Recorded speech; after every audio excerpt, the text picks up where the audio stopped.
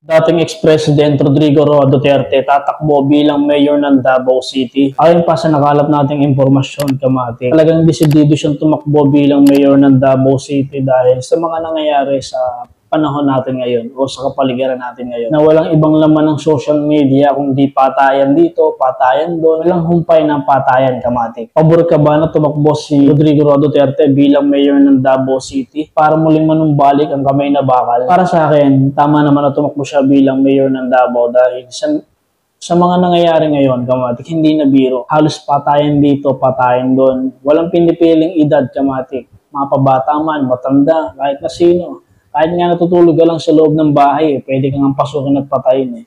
Di ba? Kahit na alam naman natin na berdugo to si Duterte, malaki naman ang naitulong niya sa bansa natin. Lalo pat yung mga kriminal at mga pusher at mga drug lords na halos humumpay at nawala. Halos nabawasan yung mga panahong termino niya pa bilang presidente ng Pilipinas. Malaki nang naitulong niya sa bansa natin. Kaya malaki ang ambag niya bilang isang presidente ng Pilipinas. Breaking news to. Halos marami rin ang tutol na huwag na siyang tumakbo bilang mayor ng Davao City. Itong video na to, para sa lahat ng mga tagahanga ni Duterte na pabor ba kayong tumakbo siya bilang mayor o tama na lang na manahimik na lang siya at magpahinga dahil sa may edad na siya. Ano sa tingin niyo, Kamatik? Pwede kayong mag-comment sa baba. Sisikapin natin basahin lahat yan, no? So yun, Kamatik, alam naman natin, si Duterte ang isa sa pinakamagaling na presidente sa buong mundo. Halos dalawa sila ni Ferdinand Marcos Sr. at Duterte, halos magkasanggan dikit.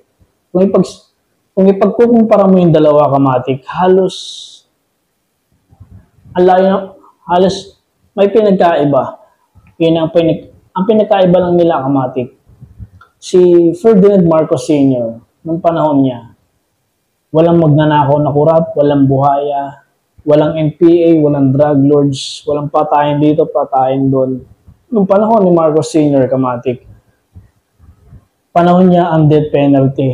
Once na may gumawa ng hindi maganda, o once na may magnakaw ng kaban ng bayan, o pumatay, buhay mo ang kapalit mo. Ganon katindi ang panahon ni Marcos Sr. Subalit, sa kabila ng kanyang panunungkulan, halos 21 years yung nanungkulan sa bansa natin. Grabe yung impact niya bilang presidente ng Pilipinas. Halos habang nagsasalita siya, doon ako mas lalong humanga sa kanya. Halos lahat ng sona niya sa ibang bansa, grabe. Papahanga ka niya sa lupit niya magsalita sa harap ng libu-libong tao. Nung wala siyang hinahawakang kodigo, doon ako mas lalong humanga sa kanya. All the way, hindi ko naman siya ganun kakilala talaga dahil hindi ko naman siya naabutan. Since natapos ang kanyang termino is 1965, kaya na lang ako pinanganak 1996. Halos panahon lang ni Fidel V. Ramos. Doon ko lang naabutan yun. Napakalayo, di ba? Pero nung sinaliksik ko yung kabuhayan, yung talagang panunungkulan ni Marcos Sr., grabe yung lupit at bilang pinuno ng bansa natin, doon ako mas lalong humanga sa kanya. Marami mang naninira sa angkan niya, sa pamilya niya, pero patuloy pa rin siya naglilingkod sa bayan dahil sa mga tiwaling nasa paligid niya, lalo-lalo na mga dilawan. Alam naman natin yung, Kamatik, dahil masasabi natin napakabait at napakaganda ng hadikain ni Ferdinand Marcos Sr. para sa mga Pilipino. At para naman kay Duterte, napakalupit din niya dahil nung panahong termino niya, walang mga drug lords, walang patayin dito, patayin doon. Walang gumagawa ng krimen. Bakit? Di na siya katindi. Kapag gumawa ka ng krimen o drug lords ka, tulak ka, di ka na niya bubuhayin, pinapatay ka na niya. Halos sa loob ng 6 na taon bilang presidente siya ng Pilipinas. Ang laki nang naitulong niya. Bakit? Nawala yung mga pusher, nawala yung mga drug lords. Halos nabawasan lahat. Naging tahimik. Nang nawala na si Duterte, din na ulit nagsimula magsilabasan yung mga drug lords, patayin dito, patayin doon.